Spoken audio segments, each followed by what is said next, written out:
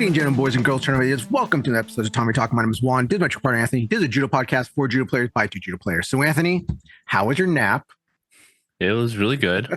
I need to catch up on some sleep. So I think I have what they call a sleep debt kind of thing. Mm-hmm. You know, like you pull an all-nighter once or you miss sleep like once or something like that. It takes like a week or two for you to recover. Oh. It's not like linear. So I think I've just been pulling too much all-nighters. So it's weird with stuff like that. Like on Monday, I had a 5 a.m. call time. Mhm. And normally when I have like 5, 6 a.m. call times, I'm just dying by lunchtime. Or even before lunch, I'll be dying already. Yeah. But I was good the rest of the whole entire day. I took like a short nap. It was a short day for us also. Like it was a half day. So I got off work by like 12. I took a short like 1 hour nap and I was good for the rest of the day. I was like really surprised. We're getting old. I hate taking naps during the day. I can't do it. For me, it's like if I take a nap, I'm just screwed all night long. I'm up to like 3 a.m., 4 a.m. Yeah, that's also part of it. Sometimes literally can't show up to judo unless I take a nap because I have to drive an hour there and there. You need to get a Tesla and just be like, Tesla program, go to judo. That thing is not that is not actually auto drive. And the scary thing is I've seen people sleep. I've driven past people at 70 miles an hour and I look over and they're like, well, we had a friend joke about that. Like, oh, don't worry, I drink all I want now. I just take the Tesla. Oh my God, that really worries me that people do that. You can YouTube it too. Like it's not fully auto driving. This is why you hear some news about people dying or hitting someone from that stuff. So yeah. So this is an episode before you go to Italy. So are you excited about your trip?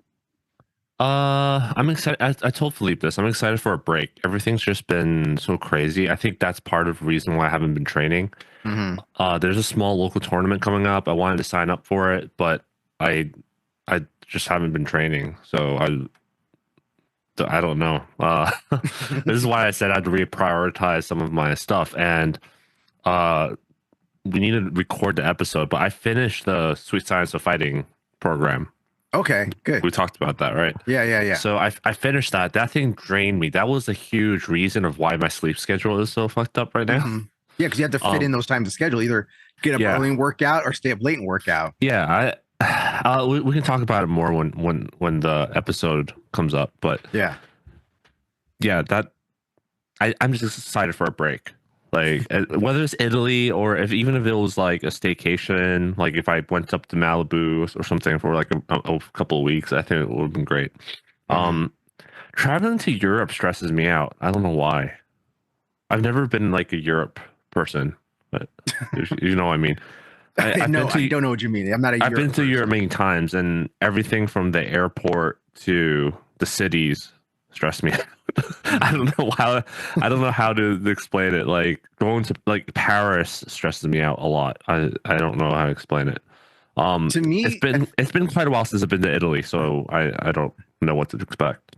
I think the most stressful thing for me would be like not being able to speak to people because I don't know the language fully. That would be the most stressful thing. That doesn't stress me out too much. Really? Yeah, because I go to Japan all the time. I don't speak full Japanese. I don't know. Italian cities are not Italian. European cities seem kind of chaotic in that. You know, like this is why Japan doesn't stress me out because it's chaotic, but everything is organized. Everyone is orderly. Does that make Japan is very structured. Well, make sure one thing: don't get pickpocketed. I watch a lot of those videos now, and if they do, throw the out of them. All right. Yeah, that's also why I couldn't stand living in New York City. That's another reason. That's why I moved away. So that's how you're doing right now. So we're talking about some news right now. So we've been hearing a lot of. We're talking about real news, right? Okay, there's been some stuff about fake news out there, real news, half news. So the reason we talk about this, because do you want to discuss how we came up with this, talk about some fake news really quick? Yeah, let's talk about that real quick. So one of the topics I think someone brought it up to us. I forgot, and I don't want to remind myself. Someone was like, "Hey, did you hear like Ted Rainier's retiring?" And I vaguely remember seeing it on Facebook, but if I see it on Facebook, I don't believe it until I see it somewhere else, right? Yeah. But also, there's been just a lot of scams lately where people post these fake news websites put news on there like, oh, so when Justin Bieber died, like this is a thing. Like NPR actually did a segment on this talking about how the economics of these fake websites and how they make money. One of the things is that they get ad traffic from you when you click on it. Oh yeah, one of the fake news things I showed you that I knew was a joke. I think you thought that I thought was real. Was how a guy got suspended for judo because he put praying hands up when he did judo. Yeah, like, no, that was real. That was real. That was some clickbait news. Come on, that was some fake news right there. You're trying to say the guy got trolled for this. Yeah, he got trolled for something else. We can talk about that too. That's actually real news, so we can actually talk about that. But the fake news is like Justin Bieber died, or Taylor Swift died, or and or P. Diddy got out of jail. Well, it's leaking into the judo's area, judo Facebook groups by saying like, oh, Shohei Ono returning to judo. He's coming out of retirement and returning to judo, and Ryuju Nagayama is retiring now. Is like Teddy Raniere is retiring, and I was like, okay, Teddy Raniere retiring sounds pretty plausible, you know. But I knew it that Shohei Ono is not coming out of retirement. I knew so and so is not retiring. I know so and so didn't die.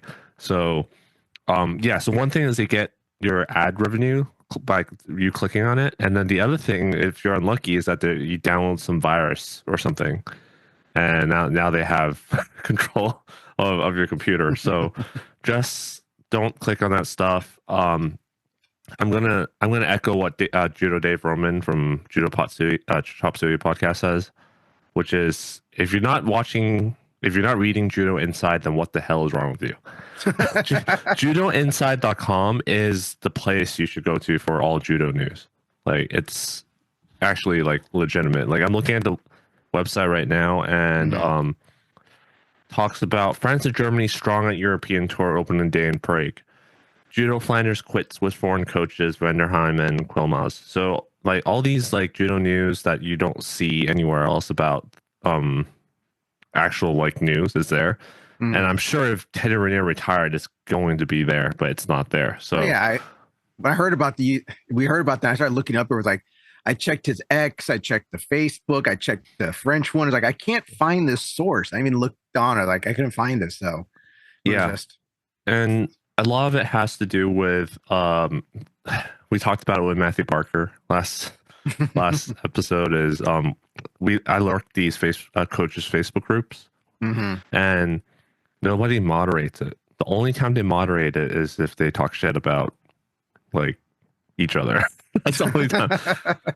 Like if they're like, yeah, you're the way you train judo is stupid or something like that, then yeah, they'll moderate it. But some random Pakistani account advertising cheap judo gis, then oh my god, here's one thing. Okay, so everyone knows I do the social media for Hollywood Judo. There's this one dude that will always post stuff about his karate dojo and karate photos and him with a tiger and stuff and him doing bad flying side kicks. It's like literally on the floor. He just blew green screen to him like he's in air. We'll leave stuff on our page all the time, always deleting it, hiding it, blocking him, having to block him again. This is so damn annoying. It's like, dude, you're trying to sell karate. This is judo. Go bother karate site, dude. They spam all the like, same thing with the Facebook groups. They spam karate gis. They spam like cheap mats. Anyway, the point is there's so much spam on there, and they don't moderate it. And those fake news websites is one thing. And also the coaches Facebook group is, let's say participated and created by some older people. So they're the most vulnerable people to clicking this kind of we call it insecurity of phishing attacks, right? So they're the ones that are the most vulnerable to these kind of stuff. So if you're gonna start a Facebook group, at least like remove stuff from people that you don't know. And this is a really good reason to have a policy where you can't advertise products and stuff on your groups. You can't self-promote things, you can't advertise, and just keep it to discussions about, you know, like actual coaching, you know. So yeah, so just beware of I know we have some older listeners out there, so just beware when you're on social media to not click on stuff you don't know, and judoinside.com is where you should get your judo news, or Tatami Talk. We'll talk about some news, and we'll talk about big stuff that we find interesting. So going back to, so which judo player was it that I sent to you that they did the clickbait of like judo player gets suspended for religious act? Yeah. Oh no, man. Now I gotta. I don't You know. said you want to talk about it. I want to talk about it. I don't remember who it was, his name, but Yeah.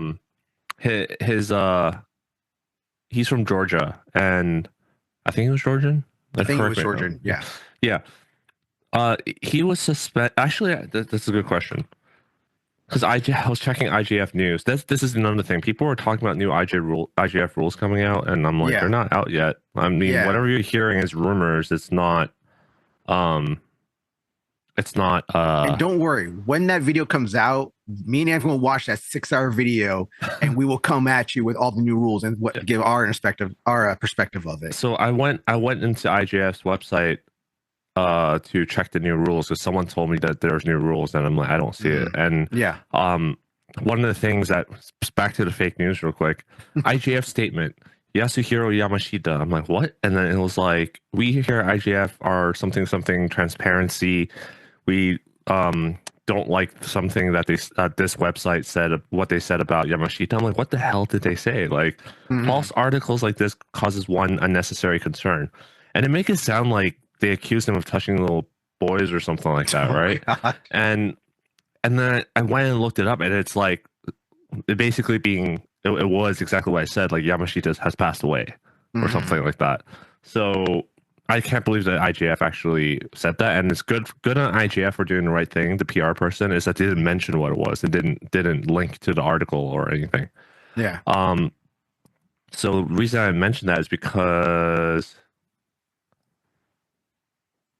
okay, he's Serbian. Yeah.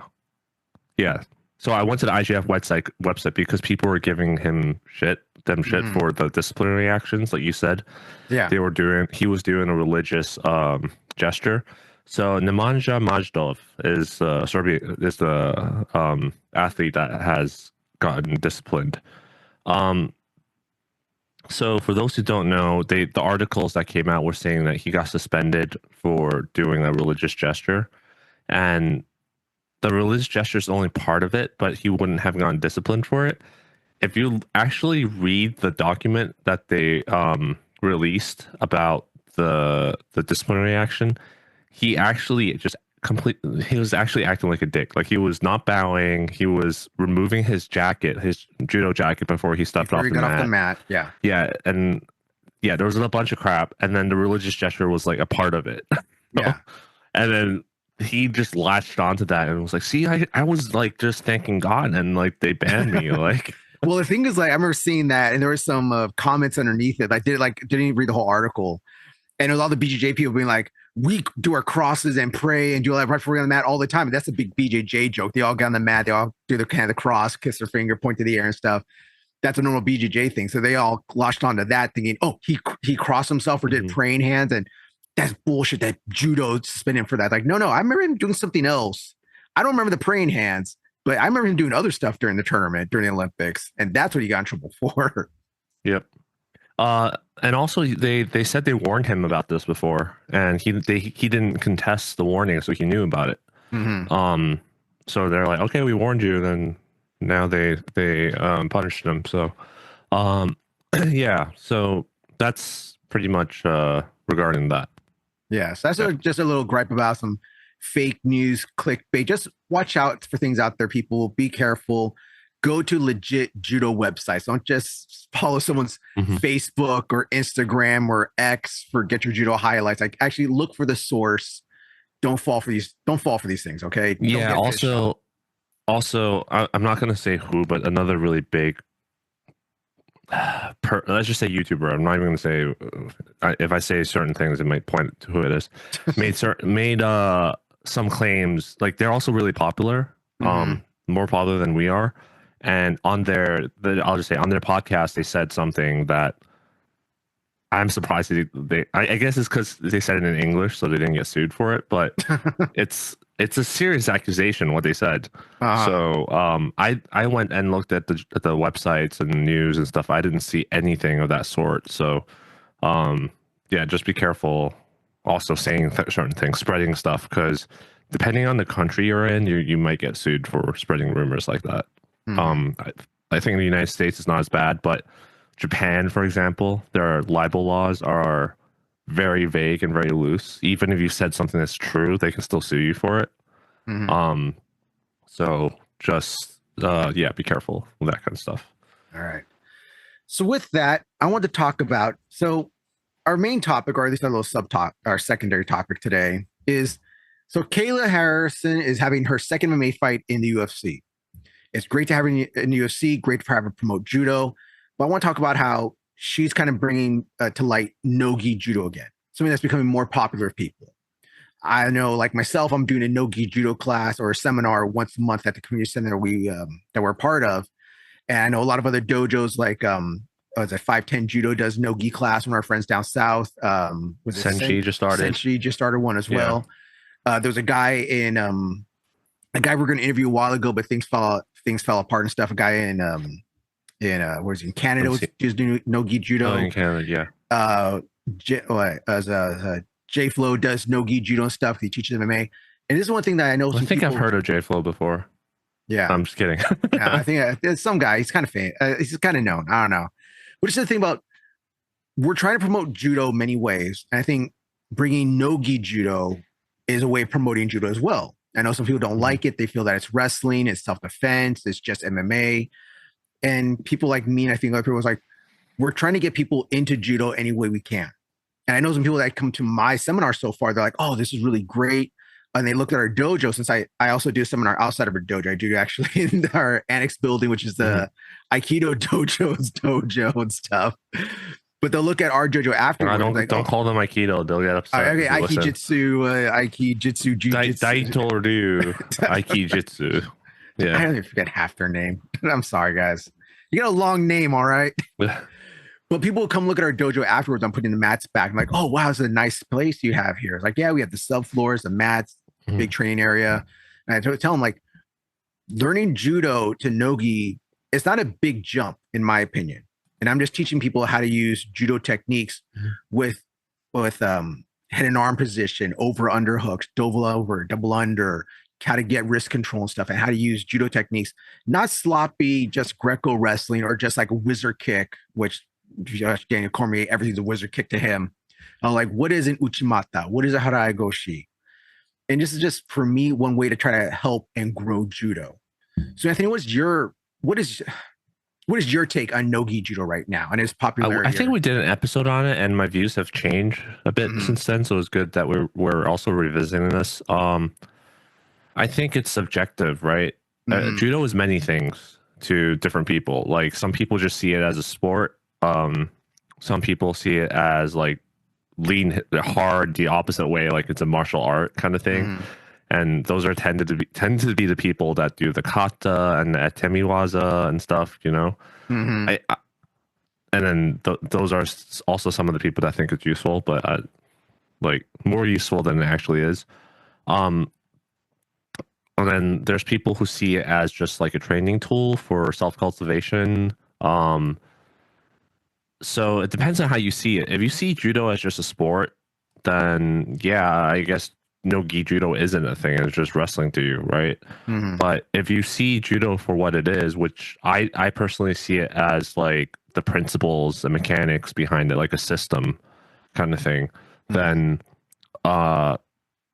yeah, I think the sporting rules is different, which would cause you to do different things, but the philosophy is still there, like the off balancing, the hand fighting, the destabilizing, the combinations, all that kind of stuff is still the same. It's just the tools available to you are different. It's kind of like blind judo. I think it's also right, like the principles are still there, but you just got rid of some of the rules are different. There's no jacket, right? Yeah. Now there's no grip fighting. So that's how I see it. Yeah, I'm surprised. I'm just gonna say I'm surprised at the growth of that market, the demand for it.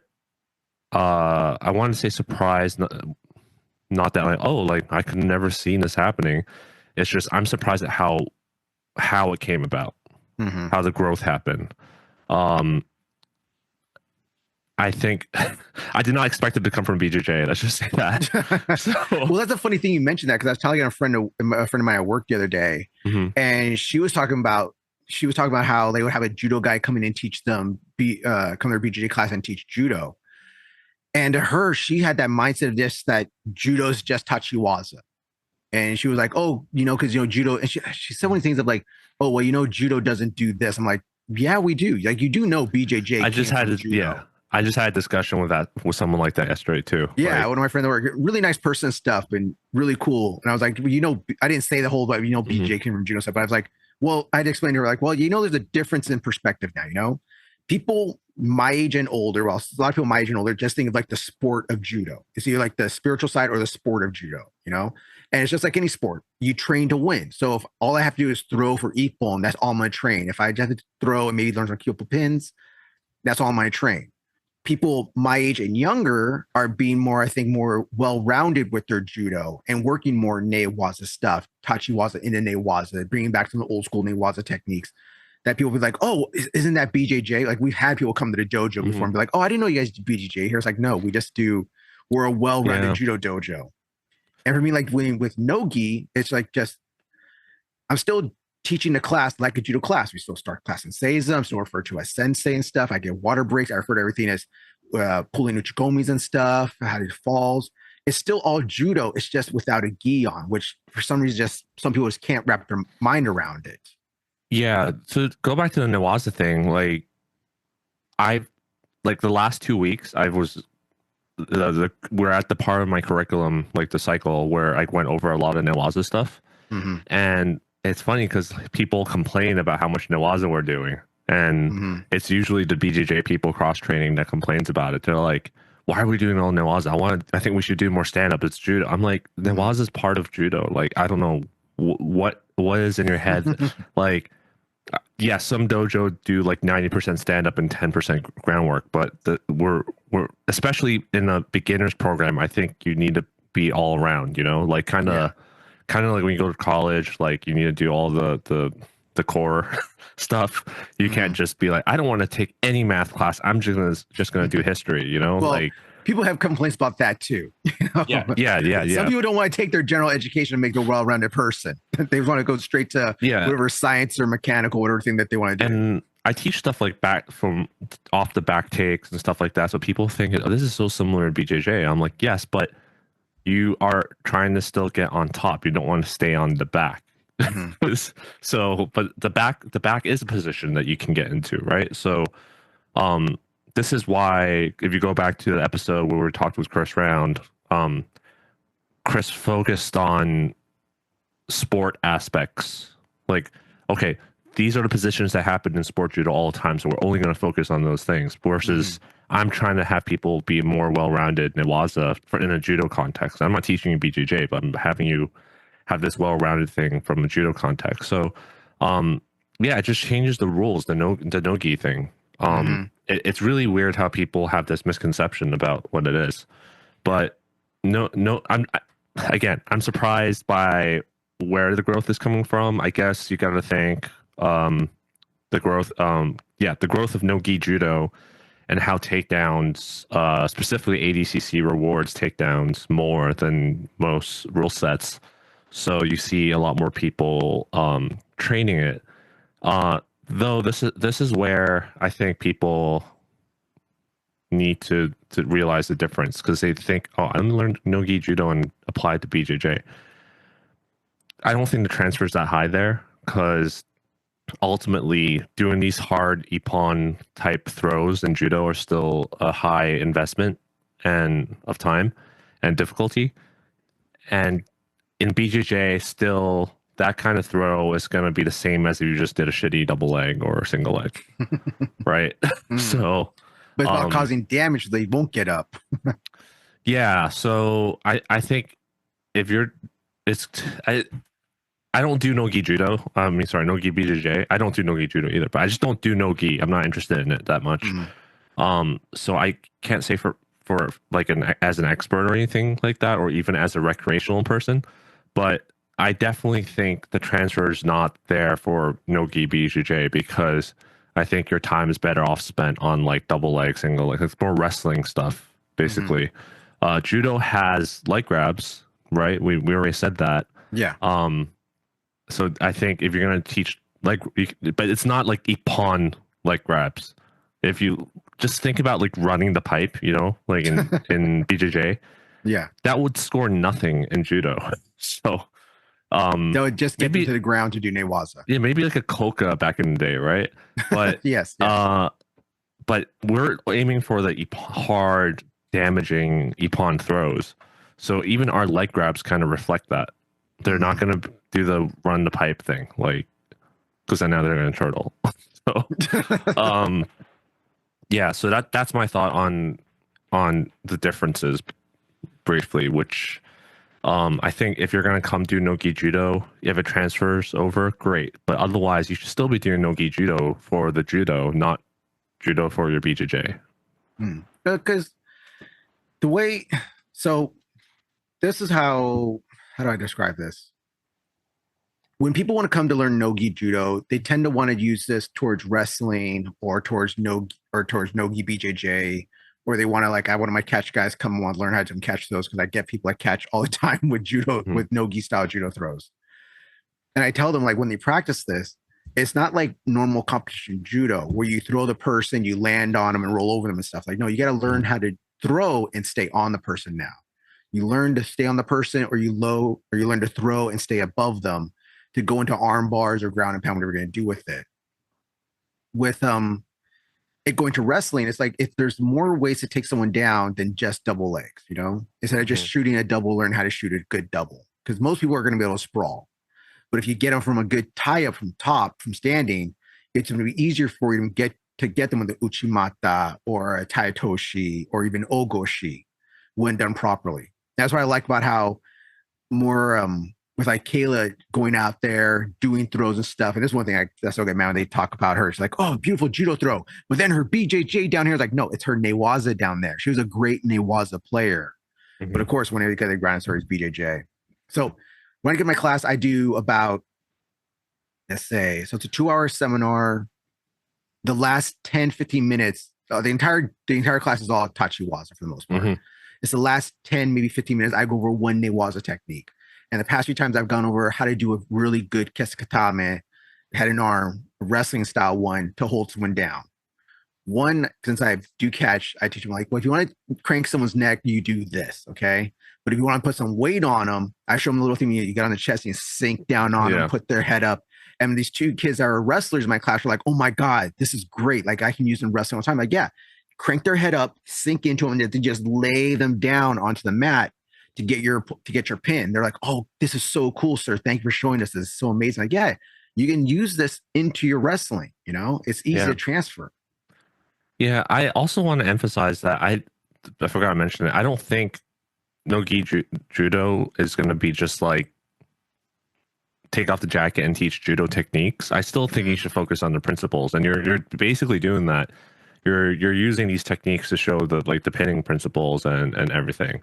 Um, I I also think judo just does a better job of teaching these things safely. Like I see a lot of BJJ content on Instagram, especially since we're doing unsafe series. It's like a Yeah. freaking gold mine for me to use as material as for what not to do. You know, Mm. um, I just see a lot of accidents waiting to happen, like serious accidents waiting to happen with some of the ways that people are training takedowns. Mm. I see. So, um, I think judo just has more expertise in that sense. And if you learn nogi judo and then you take it back and apply it to your practice design for whatever BJJ specific stuff you're doing, then that will definitely transfer over. Mhm. Yeah, at the very least, you're gonna understand. Hey, I probably shouldn't do this principle because if I do it like this, it's gonna break this guy's knee or something, right? Mhm. Um, yeah, we should probably do a video about that towards the end when Breaking we someone's saw. knees. No, it's gonna take forever to go over every single unsafe scenario. So Yeah. I think in general we're gonna go over the the common ones, like Tai Toshi's common, Tani Toshi's a common one. We're gonna go over the common ones, and then at the end, we just kind of list out some principles, like going for the knee while all the weight's on it. For example, I'm not going to go over all of the throws that have that same mechanic where it's a danger, but that's something that can be transferred over. And let me ask you this: like, what do you how big of a role do you think hand fighting is? Because grip fighting has been a huge role in judo, right? Yeah. Like sport judo. How big of a role do you think hand fighting is in no gi judo compared to like BJJ or wrestling? Well, I've had some of the students in the last class ask me, like, "Oh, Sensei, when are we going to go over grip fighting?" And I told them, "Well, I want you guys to learn how to throw first before we go into grip fighting. So maybe we get into this later." But I think personally, like, it's just my style, anyways. I like just getting a grip and going from there. Like, there's certain things like and I try to explain to them. I did it the first class, not the second class, really trying to explain pummeling and what it actually is, because I see a lot of people that try to do pummeling and they think that's just some shoulder exercise that you do that just, or is it toughen up our chest and shoulder and hit each other as hard as we can. It's like, no, that is not what pummeling is for.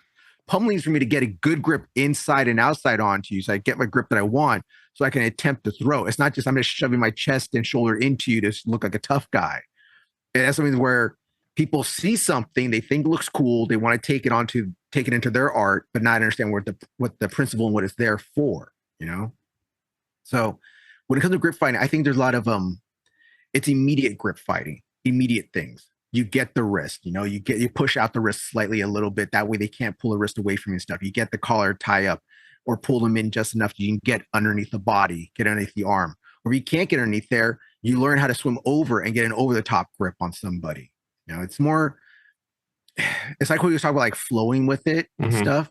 We're in judo where we're like, oh, get this off me. Like it's very, like almost like striking kind of, like it's more like whap, whap, whap, whap, just attacking, like almost like karate or like kung fu. It's like really hard and fast. Pop this off, get a grip here, get a grip there and stuff. We're in wrestling and turning into no-gi, it's getting the wrist and like having to smoothly get inside on somebody. It's not this hard strike of like pummeling your shoulder into somebody that does nothing, just wasting energy. There's a reason why you pummel in or pummel outside. So do you do randori in your class? No, not yet. I think if I have a core group of people that come regularly, I might start doing like maybe some one-on-one, like, okay, guys, last like 5 minutes. Because you know they're safe kind of thing, right? Yeah. Because right now it's a seminar. It's just I'm trying to give you as much information as you can in 2 hours, try and teach you like almost 5 to 6 throws, 3 irregular throws, and like 3 ashiwazas, and then 1 newaza thing at the end, and how it works. How many of the people in your class are coming? You already mentioned there's 2 wrestling kids, right? High school, I assume, or college. 2 high school wrestlers. How many of them are BJJ people too? So I know from the last class I had. I know Paul is one of them, basically now. Well, I had 2 wrestlers, 2 young boys that are wrestlers. I had 2 big boys that were BJJ guys. I had one of our students, like I said, that's Paul. He's BJJ and judo, but I like to say he's more judo than BJJ. He throws. I think it's opposite. I see him once a week, so I think we lost him to BJJ. That's funny. You guys think he's always come once a week. He has a schedule. No. He used to come on Tuesdays. You go check his schedule. He never came on Tuesdays. Go check his schedule. I'm talking about like whatever. Leave this outside the podcast. It was like 2 years ago. Yeah. So it's like him, and I know I have some other guys that do some like, but most things that most people that want to learn this are like, last time I had like 3 judo guys in there, and most of them are pretty much all BJJ guys. And a lot of them are no-gi guys that want to learn how to throw and learn how to do stuff more efficiently than just shooting a bad double or shooting a double on somebody that's not being taught how to do a double correctly and just getting sprawled on and getting their back taken. Yeah, so the reason I asked is because a lot of people will teach these people throws, and then they will just go back to their respective dojos and then like do this stuff on people. Yeah. And that has me worrying because a lot of these BJJ places don't train stand-up. And if they do train stand-up, I've looked at the videos, like someone just sent me one this morning where this guy was showing a sasai and he just threw his partner on his head. and just like, okay, that doesn't look safe. So Mhm. how are you addressing, or do you even care that they're doing this at Once these they places where leave, other they're yeah? out my. Well, Because one thing I personally, tell them. I personally don't throw people anymore in jiu-jitsu because I've had a few close calls Well, I and do. hurting the other person. I I'm not telling like, oh guys, go be careful. What I taught you here is a lethal weapon. Blah blah. The whole karate speech. Yeah. But I tell them like, this is how you do it safely. I always tell them like, this is how you do it safely. I always that's my biggest thing is like, this is how we do it safely. It may be a little mean, if it might be a little heavy, might be a little hard, but this is how you do it safely on somebody. One of my biggest things that when you do throws, because I always majority of my throws, I like teaching first like collar and elbow tie up and stuff, how to throw from there, and then then second, I do a wrist grab and an underhook or overhook underhook to show them like these throws will work and can work when they're done properly. If I throw somebody, or if I grab somebody and I have their body in front of me, pretty much like their head and shoulders are almost in front of me over throw, they're gonna go. All right. This is what I want, the optimal place right here. When I'm doing Tai Toshi, my knee is beneath them and stuff. When I'm doing Harai Goshi, I'm underneath them so I can lift up with my hip, sweep them out. And it is a sweep. It is not a kick. And I told them the whole thing about how it's low. That's one of my biggest things with Harai Goshi. When I see non-judo guys do Harai Goshi and doing that really Yeah. high knee sweep. And it's like, see, it doesn't work. It doesn't work. It's not working at all. Yeah, because you're not doing it right. So I was telling them, like, get the body in front of you. Okay. If their body's next to you, you may be able to do it still, but it's going to be harder. And if they're behind you, if their head and shoulders are behind you and you're trying to throw them, it is not going to work. And that's the problem with a lot of these throws people do. They see it, they think they can do it. They see a video, but they don't know the little mechanics of it. That's why you should go to a seminar or a class to learn this from a black belt or someone that actually knows this and understands this. Yeah. I Throw mean, someone. Yeah, go ahead. I'm always worried about that, right? Because we have some students that train at BJJ places, and I can't stop them from teaching what they learn in our class in other places, or even doing it to other people. We can't stop them, but I think it's really risky for them to do that to people that don't know how to fall. And well, that was another thing. I had another guy because I always warm up doing basic falls, side ukemi, front ukemi, back ukemi. That was like, oh my god, I finally learned how to fall. Like I've been doing BJJ. I didn't want to say how long they said they were doing BJJ for, but they never learned how to fall properly. They just land. I was like, that's like a wrestling way right there. You just take the fall. That's a wrestler right there.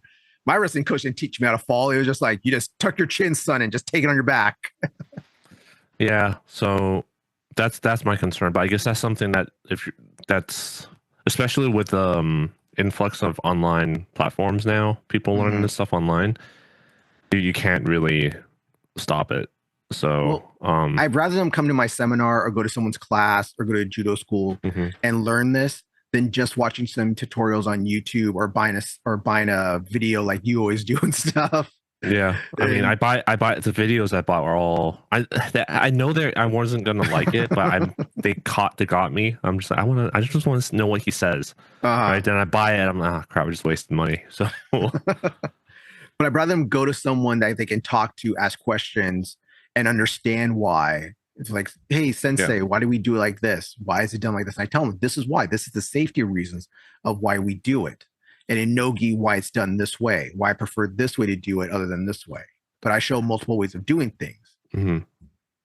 So why do you think no-gi judo has exploded in popularity? Do you think it's just BJJ, or you think it's Kayla Harrison, MMA, like all these beautiful throws they're doing?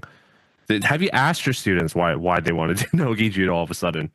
Well, one of them actually told me, like, I'm so glad you're doing this because he told that the throws or sensei taught them weren't that good or nice. You mean his professor? Professor, yes, his professor. I forgot the Jits uses professor. His professor wasn't as clean and nice and stuff, so he wanted to actually learn some no-gi judo from an actual judo guy. So that's just why. But yeah, I've already asked them why they wanted to learn. Like I said, the guy from Catch that comes just says, "Oh, Sensei Juan, I see you throw people like Catch all the time, and I know you kind of explain it to us, but I want to get more in depth of why and how things work, why you do it, and why you do these things, and how you throw everybody." Yeah,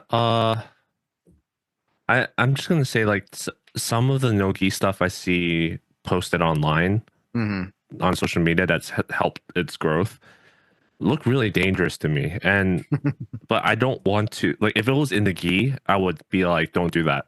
I would never ever teach it like that. I would tell people not to do that. But for whatever reason, like Tani Itoshi is a good example. People can do Tani Itoshi wrong a lot in my head, wrong. But apparently it's safe. That's how people always do it. Like in wrestling, for example. Yeah. So I feel like maybe the gi is the part that makes it dangerous, but it's something I don't understand. Well, this is one thing that I always said when it comes to a lot of our judo techniques, like Kaibasami, Tanya Toshi, like those are two big ones right there, you know? Yeah. Every other martial art, if I get taken down, it's okay. If I get Tanya Toshi or Kaibasami, you know, scissor takedown, people that don't know the names, if I get taken down like that in wrestling, I may lose a point, but the match isn't done, you know? If it happens to me a sambo. Is Kanibasami legal in wrestling? Yeah, I think so. Oh, I don't see why not. I've never seen people do it before. I think because it's probably a low percentage throw and stuff. It would be too hard. It's kind of tough to do without a gi on. And then you might give up the position, right? Yeah, I would say. But like we see it in BJJ all the time. We see it in no-gi BJJ. And I think a lot of times when people don't get hurt in it, like I said, I have Taekwondo friends that are just like, oh, we used to do that all the time in Taekwondo. It's like, yeah, I know. But here's the thing. All those martial arts, if you get taken down, you're fine. You can continue fighting. In judo, we are fighting 110% to stay standing the entire time. How I dislocated my shoulder, you know, Winter Nationals, I'm fighting not to get thrown. Yeah. All right. So what happened? I dislocated my shoulder. And if someone tries to do Kanbasami to me at Tanya Toshi at a tournament, and I'm trying not to lose because I might get the Wazari was at the ippon on me, or I might just be full ippon, I'm fighting 100% not to get thrown. So yeah, I'm going to be stiffened up on the person. I'm going to do everything I can not to fall backwards. And that's always my idea of why that kind of stuff becomes dangerous. Yeah, certain things that I see people do, it's like pseudo kanibasami, you know what I mean? Like they're sticking the leg, threading the leg through to the other side. Yeah. Just without scissoring, right? Or they're like climbing, like they're hooking the leg around them or wrapping it around them and putting their entire weight on them. Or they're doing like some variation of kawazugake. With a leg entanglement and there was like a sambo grapevine. I think it was a sambo, or I can't remember what martial art it was. I saw this video of it where they're doing Kanibasami, but they did the leg thread inside into a knee bar. And I'm like, oh my God, that looks like that scares the crap out of me. But they're friends working with each other. They know what's going on and stuff. Can you imagine doing that at an actual tournament? Well, how much that guy would be fighting? I'm not even thinking about that. I'm thinking about, imagine two guys bought your online platform instructional and they see this, or they're not even buying it. They just saw it on Instagram. You posted it on Instagram. Now they're going to be like, oh, that looks cool. Let's try it. Let's try it. Like I'm thinking about that. Wasn't there like some MMA guy that was like a pretty decent grappler that said that's how he learned BJJ, that he just watched videos with his buddies and that's what they did? There's been lots of people like that now. I think Joseph Chen was one of them. Yeah. But that's not takedowns, right? So no, that's whatever. Yeah. So anyway, my point is those platforms have me scared because they're the kind of stuff I see there. I'm just like, holy crap, that looks very dangerous. And for a while, I thought it was just me. Until I was in a locker room after BJJ class one day, and someone was like, "Oh, what do you think of this guy's like no-gi BJJ stuff?" And I'm like, I feel like I'm in enemy territory right now. But like, where's the escape route? I was like, and then I was like, I like him. I like his stuff. I said I like the person, but I think the stuff he shows is really dangerous. And then they're like, really? And then my instructors walked in and they're like, yeah, I think so too. They're like, because the locker room in our area is like exposed. So they heard it. They came in and they're like, yeah, stuff he shows is really dangerous. And I mean, you don't have to go far on that guy's feed to see all the surgeries he had. So like, you just got to put one on one together. So I mean, I guess if you're training for serious MMA fights and serious grappling, like ADCC, then that kind of stuff is legal and you should practice it, because if you're not doing it, other people are going to do it to you. Well, it's also then that's fair. But if you're just some guy, like for example, like the other day came up was like, should I buy this guy's instructional? Like never, like just been training for like a month. And I'm like, no, you shouldn't. Like you're not gonna understand it. But my thing is also, if you come to like my no-gi class and stuff, and I go through in depth why we do things and how it's done properly, now you're gonna know what to see if someone tries it on you. You know, it's also it's an offense and defensive thing. You know, if I'm not going to do Taitoshi or Koshiguruma Uchimata to you, at least you know what to look out for and feel when someone does that to you. You know, and to know like, oh, this is dangerous. I can feel this. Okay, I'm gonna let the person throw me or block a certain way instead of breaking my leg or taking on my head or something. This is why I think I'm just gonna repeat. Like, I think it's all about the principles and the systems behind it, and not the techniques itself. Because otherwise, if you just look at the techniques, and all grappling arts out there have similar techniques, and you can't really, at that point, judo is just same as like sumo wrestling or something, you know, like if you're just talking about techniques. Like Uchimata. Really funny. One of my judo friends, I'm about to say, like, there's a judo move that's Uchimata. I was like, man, look at that beautiful Uchimata. And he's like, does something. I was like, Uchimata is amazing. Yeah, and sumo is kakenage, and wrestling is wizard kick, and judo is uchimata. So it's like, if you just boil it down to the technique and not the principles behind it, then I think that not just the principles, but how you transfer that knowledge, the system, the pedagogy, that all that kind of stuff makes it the whole martial art. So and who knows? Yeah, Nogi judo may evolve into like its own style and stuff, like how Nogi BJJ. Nah, that will never happen. Oh yeah, you're gonna be like those Nogi guys, those jujitsu guys that don't believe in Nogi BJJ anymore now. That's totally different. People say no, the gi is dead, but I still think I see more gi practitioners than no gi. So I don't really understand where that's coming from. I don't think the gi's dead. Not totally. And even in my own BJJ club, right? There's more gi students than no gi participation in the class. So, yeah, I don't know I don't know where the idea is coming from. I know there's more promotions and more competitions doing no-gi, but I don't think the practitioners are larger. Like, I don't think it's flipped. Yeah, how do you feel that, for those who don't know, during the pandemic, Juan recorded a no-gi instructional, right? Oh yeah, I did. Yeah. Do you have any plans to re-advertise or resell that? Or would you re-record it because there are certain things that you think you could have done better second time around? I would most likely, because it's a lot of the same principles and stuff, maybe I would re-record it. But if you're ever interested in watching my no-gi video, that a friend of mine, Raul from Catch Wrestling Alliance, was asked me if I would do a no-gi judo little video, video series for his website. And I think it's still on there too. I don't know how much it costs, we put it up there for. It was like a trade. Like, I do this for him, then I could train for free and stuff. And I was help out his class anyways. But I don't know. It's funny because I think I went over a lot of that stuff anyways that I taught in that video on my IG chat, on my IG anyways. I went through a bunch of those throws. Instagram, yeah, on my Instagram, throwing mat around, but not like really super in depth, because you can't make too longer videos on IG, or else people don't care. But I think I went over a lot of throws, like 1 minute throws of how to do Haraigoshi, Uchimata, Taitoshi, Koshiguruma, Ogoshi. No, was it do Ogoshi? Yeah, I did do Ogoshi. Yeah, Kochigari, Ochigari. I went all that over my Instagram anyway. So if you want to find a free wave, go on there. Just gotta look at that. Just gotta scroll down and find it. Yeah, I think Raul still has it on his website though. Yeah. Yeah. Okay, I'll try and find it. Maybe I'll link it. Yeah, we should link it in the description. But I never watched it. Don't think I'm endorsing it. Maybe it's absolutely trash. And you're saying my video is trash. I'm saying maybe it's absolutely trash. I don't know. Oh my god. How many things have I taught you and I've shown you how to do crazy things? Yeah. So do you think there should be leg locks in no-gi judo? There's leg locks in judo. Yeah, but they haven't been done in now something haven't been done in a long time. This is my thing. Majority of what I'm stuff is going to be judo. I will slip in probably a little bit of catch wrestling stuff and maybe some leg lock things, just to show how to do them, in my opinion, properly, if people have questions for them. There's pretty much only one technique I plan never to teach, and that is Kanbasami. Even though I love Kanbasami, I will never teach that to beginners, people that don't understand. Like, even if you're a judo black belt to me, you have to be like, you literally have to be a black belt for me to teach you Kanbasami. I think you would have to show a certain temperament too.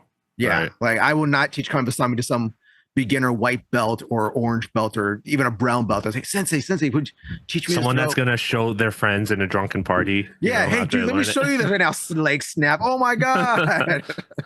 Actually, that's a dangerous thing we should go through again. Also, I can break some boards on that one as well. Kani Basami? Yeah, if you Yeah, want to, sure. We still have a lot of other stuff to go through. Like, yeah. And people are liking the breaking wood thing. They're like, oh my god. I got some messages from people being yeah, like, I why want is this so vicious? we're gonna clarify it. Like, your leg isn't. It might, but your leg isn't literally gonna snap like that. There because you have a knee joint there. So it's just showing how much force is there, and your knee's gonna give it in and snap that way, and then come back, and then the ligament's gone. But yeah, but it does have a dramatic effect that makes people go like, "Holy crap!" Like, Yeah. But yeah, so this is just why I'm doing no gi judo. I'm trying to help people out. I saw a void of what people want to learn. you should have reworded it as you're trying to satisfy a demand in the market. Yes, I'm trying to satisfy a demand in the market of teaching people how to do proper judo with no gi. And it's me growing up as a wrestler and doing all these things and being a judo black belt. I wanted to help people out with learning how to throw people without using gis, whether it's for self-defense, whether it's for BJJ, sambo, wrestling, whatever you want to do. You can use judo in these situations without a gi. It's not just I have to have a collar and elbow tie up and a collar and sleeve tie up to do any judo throws, you know? Would you get offended that people just for people that want to do just stand up? They don't care. Like, I don't care what you label it. Like, you can call it wrestling, you can call it BJJ, you can call it no gi judo. I don't care. But I'm not saying I'm thinking that. I'm saying, what do you think about people that don't care what you call it, but they just want to come in and learn the throws in no gi because there hasn't been an environment that allows them to train safely and effectively like that? As long as you want to come in and learn, I have, like, for me personally, I don't care as long as you follow the way that I teach. And I run the class like a judo class. It's just for not in gis. Yeah. Because I think a lot of places it'll be like, this is how you do a no gi judo throw. Bop. And then, okay, now let's do stand up sparring. Like, so one throw, like I said, I wanted to teach people how to do stuff so safely.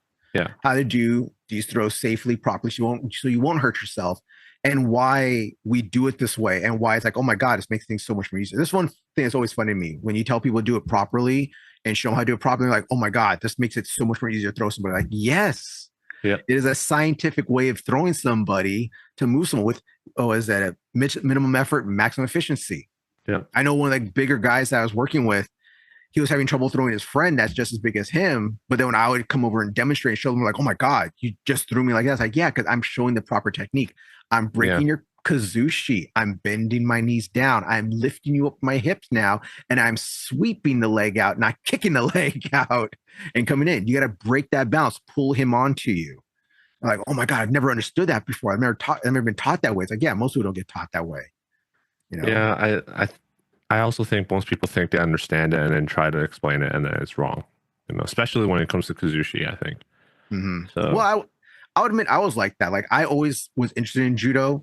I got a judo book when I was like in high school when I was wrestling, and I was like, I know that, I can do that. I know judo, But then when I actually took judo and learned the mathematics, the science, and why we do certain things, like, oh my God, okay, this is why we do things. This is what makes things easier. Yep. Have you uploaded any of the clips of your seminar up on Instagram? No, not Do you yet. plan to? Maybe once people get better. People doing sloppy throws. I messed up. It was funny. Last class, I totally messed up. I thought I had my mat tape in the car. And I was like destroying my back seat, destroying the trunk. Can't find the mat tape. Where is the mat tape? And I was like, did I leave it at home? Did I leave it in the closet in the dojo? Maybe I left it in the dojo somewhere. So I'm looking all over the place. I could not find the mat tape. So when it came to your Dolmer mats, all I did was I used the white tape trying to hold them down, which did not last. So I was telling people, okay, so start on the blue mats and throw onto the Dolmer mats right now, okay? Like, because like you can't be slipping on those mats. Don't people breaking their ankles or breaking their knees or nothing. Yeah, man. Yeah, I don't know where no-gi judo is going to go from here. I don't see people are going to start doing tournaments for it because I don't think there's been like I said, there's been an increase in interest in learning it, but I don't think there's an increase in people wanting to do no gi judo. They just want to use that knowledge to apply to their own sport. Yeah, which is two separate things. That's the thing. I totally understand that. Like, I even told the guys the first class and second class. Normally we'll line up according to rank and belt ranks, but since I'm not doing that in this class, it's just a seminar. Don't worry about it. Just line up wherever you want to and say so, you know. And I know I'm going to get one day someone's going to ask me, "Well, Sensei, what belt would I be?" And I have to tell them, like, you're well-rounded. You're belt. You're a black belt in Sensei Juan style of judo. No. You have to come to the dojo, put a belt on, and when you throw everybody, then I'll give you a black belt. That was an inside joke for those who don't get it. Yeah, you're a black belt in my style of judo, but yeah, and I don't want to be one of those guys. Yeah, I do not want to be one of those guys. Yeah, I start my own martial arts system, you know. Juan Wick, Wando. Yeah. So, would you like to see tournaments, or would you ever host a tournament? Because you were talking about maybe like running some tournaments, in the future. Not now, but in the future. Would you maybe suggest, like, you know how Tabern Lee has his submission grappling thing, and then there's the Kosen Judo thing. Like, would you consider hosting your own like no-gi judo thing or proposing it to someone? See, that's interesting because that'd be another way to get people to grow judo, get people into judo. But this would be my thing. It would be the same exact rules, same exact IGF rules now, except in no gi. I'm not. This is one thing that I always get upset about. But if it's now, then you're gonna have no leg grabs. It doesn't need to be leg grabs. So it's okay, or do whatever the oldest rule set with the loud leg grabs or something like that. But you don't need leg grabs. You know, everybody doesn't need to be shooting single and double legs on each other. Okay, that'll be really. I'm really curious to see that because I have not seen. And for those who say like that's Greco, it's not, because you can't do foot sweeps. Yeah, well, that's what so many people don't know the difference between Greco freestyle and freestyle. We did an episode on that. That's not. Yeah, that's not I know, but many people still don't understand the difference. Yeah, so which is why I'm really interested in what it would look like if there was actually a tournament with a decent number of participants. What a no-gi judo rule set would look like, where you don't allow leg grabs. That'll be really interesting. You'd have to learn how to pummel in or get the collar and elbow tie up and go for Koshiguruma grip with Harai go. Yeah, but I want to know what I know mechanically is what they're gonna do, but I want to know what it looks like. What like, you can theorize all this stuff, but once it happens, is it gonna be upright posture? Is it gonna be a bent over posture? Are people gonna be slapping each other's hands away a lot, just like in the gi? Are you gonna see a lot more big lift throws? You know, like uranage, that kind of stuff, like, and maybe you're going to see resurgence with throws that are less popular now, like haraigoshi and hanegoshi, or Yamarashi. We can't do Yamarashi, but yeah. So I'm just really curious what it would look like. Well, let's see in the next few years. Gets me excited. Like I said, no-gi judo is becoming more and more popular. I'm seeing more and more dojos or places offering it. Let's see, like, maybe one day there is going to be a no-gi judo thing, you know, or like with my guys or whoever trains with me and stuff. I know, like, Raul's always asking me, my catch wrestling buddy, Raul, Catch Wrestling Alliance. He's always wanted to put on more catch wrestling events. And the last one we did, we actually partnered up with the wrestling program at Fight Science. So it was pretty much catch wrestling versus wrestling, you know, the wrestling program. And some of the BJJ guys too also came into it. So I telling the guys that come to my no-gi class, my no-gi seminar, hey, if you guys want to test your stuff out, let me know, and I can set you guys up when we do the things with Raul. You know, because you could use no-gi judo in catch wrestling. It's just a little different rule sets, and I'll tell you guys and explain to you guys rule sets, because we always have to. You know. Yeah, that I think if you were to do that, then the best place to do it would be to lean against the catch events. The catch, because that would have to have the most participants that would just be like, oh yeah, I don't mind doing something similar to a different rule set. Yeah. Which comes into, I forgot to ask you this, like, now that you mention it, because there's no choking in catch, right? So if you were to do this in a catch event, it would just be no gi. It'll be like catch, but you can choke. and you can't grab the legs. Yeah. Yeah. So that's a shortcoming, I think, for judo in that sense. Is in Newaza, there 90% of the chokes require that in the syllabus uses a gi, right? So what kind of chokes would you, other than the rear naked choke, what other chokes would you do? Rear naked, Ezekiel. Ezekiel. It would be okay. So it would be There's no cross collar choke. Ezekiel. You could do a cravat. If you can do baseball bat. Gi baseball bat. Cravat is like a baseball bat, or yeah. Where's you come here and you do that scissor choke and stuff. Yeah, you could probably do a teijime, right? Kind of. You can still do sankaku. Yeah, true. Yeah. Yeah. I'm trying to think, like, because almost all the judo strangles we know are like collar related, right? So I'm trying to think what else. Maybe do a video. I may do a video series on no gi chokes. How you can do chokes in no gi, maybe. Yeah, that'll be interesting. That's leave a comment if you're interested. Yeah, let a comment. Let us know if you're interested in stuff. But then it would just be like telling them, okay, well, watch out for leg locks. It's like these guys that do catch do a lot of leg locks. You know, that's why it'd be good for them to know that. But again, if you like direct to the point, like sports again, if you grab the person, collar double tie up or double overhooks, double underhooks, over under, whatever, you throw the guy, throw him, land on him, hold him in a pin for 2 seconds, boom, you won the match already. Yeah, judo efficiency right there. All right. You don't have to do a double to have to pass the leg, get on top of them, try to get kesekatami on the guy or try to pin him with tatashi or something. No. Grab, throw, immediately pin him to the mat. You're done. That's kind of like what I do a lot of catch anyway. Sometimes to people, but I don't feel like trying out things. I was tie them up, throw them, pin them. I always get confused when we talk about no gi versus gi, and then you call it the collar tie. I'm just like because there's no actual collar, right? So when you say collar time, like, wait, are we talking about the gi or are we talking about no gi? In wrestling, it's always collar double tie up. That's the way this is called right here. I'm grabbing you behind your head or on the collar area, and I had tie up right here at your elbow. Yeah, I did no gi a few weeks ago, visited my friend's club, and really don't enjoy it. I enjoy the class. I just really don't like no gi. I realize that. I really don't enjoy it, but I really learned to appreciate it. It's a very different thing. It's a lot more tighter, not just faster. I'm not even gonna say faster. It's a lot more tighter. I can't stay loose. I feel like, does that make sense? You know, with the gi, I can stay relaxed and loose, and then explode into the throws. But with no gi, it feels like I'm constantly fighting for positions and grips and everything. And once I get into positions, I have to like keep everything close and pinch tight with my elbows and wrists and hands and everything. I don't feel like I can stay relaxed when I do that. It could be a skill issue for now, but you're not used to it. You're very much a gi guy. Yeah, I mean, I don't like that. I don't like how it feels. Well, it's like for me growing up, I grew up doing folk style wrestling, then the freestyle wrestling. Then I was in college. I did no gi BJJ for a long time. The first time I put a gi on for actual grappling was judo, and then I just do judo gi.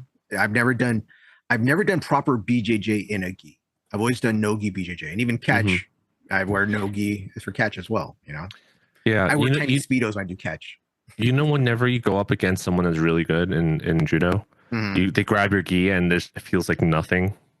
Like they're gripping you, but it feels like nothing, and you're oh crap, I'm gonna go for a ride. Like that, I feel like that doesn't exist in no gi. Like that's in my limited experience, I don't think that's possible. Like the way you tell someone's good is they come in and everything's fast, explosive, and tight. Like there's no gaps. That's how it feels. I feel like the difference is. And when wrestlers come and do the gi class, I feel how tight they are, like not relaxed. So I don't like that feeling. That's just me. But well, you've said this before in our judo class that for some reason when people will be nice and flowy, but as soon as they come and fight me, suddenly feels like heaviness and tightness when people fight me for some weird reason.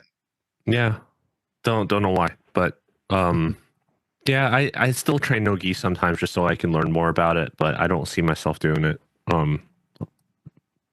Like I don't see myself switching over, which is a lot of people are doing. So, all right. Anything else you'd like to add? You like, it's No, whatever grappling you like is grappling you should do. But my thing is, I just want to give no-gi a chance and just help out the community, whether it's a wrestler, jujitsu, judo, sambo, sumo guy. What's that's more crazy wrestling out there? Whatever. Hey, at least sumo, I can get a grip. Get a grip of some diapers. Yeah. If you're just sumo, you can't grab the diaper, you just have to grab the body. Yeah, I like belt wrestling. I don't know why. It's very fun. Well, we do belt wrestling sometimes in judo. Yeah. Oh, you got yelled at when we did. Yeah.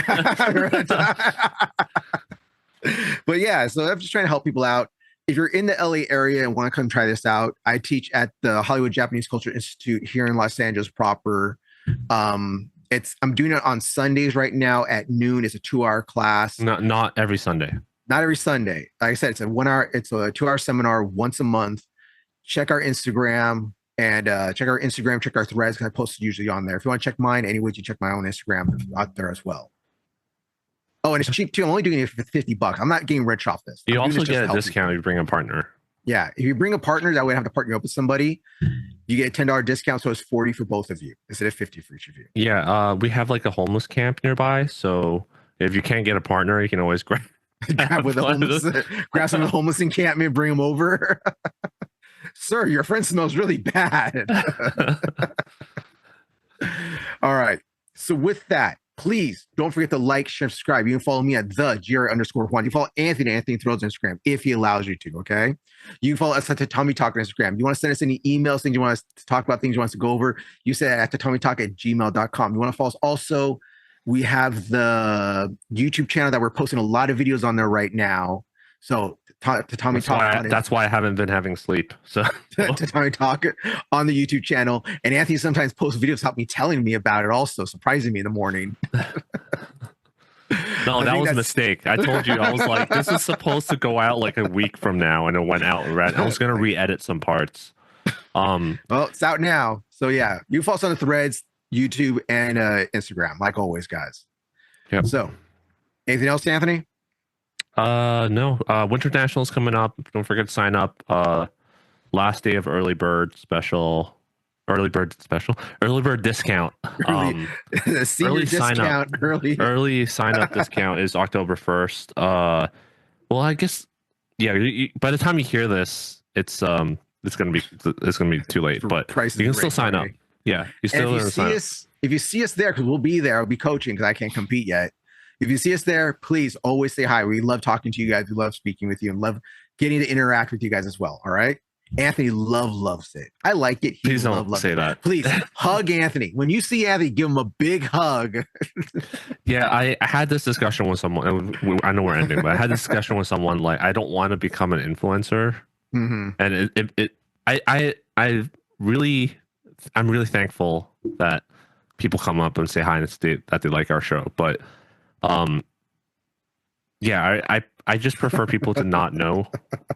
But I was jokingly saying maybe I should have been a VTuber for the podcast. I'm talking to a cartoon instead. Yeah, maybe I should have been a VTuber or wear a mask judo and cartoons. Yeah, I just want to spread the information. I don't want to be any sort of celebrity status or anything kind of like that. Even though I know I'm nowhere near that. We barely have 800 subscribers, but I think at 1,000 subscribers, we unlock some stuff that I could do. Ooh. I know membership is one thing, but I don't think we're going to do that.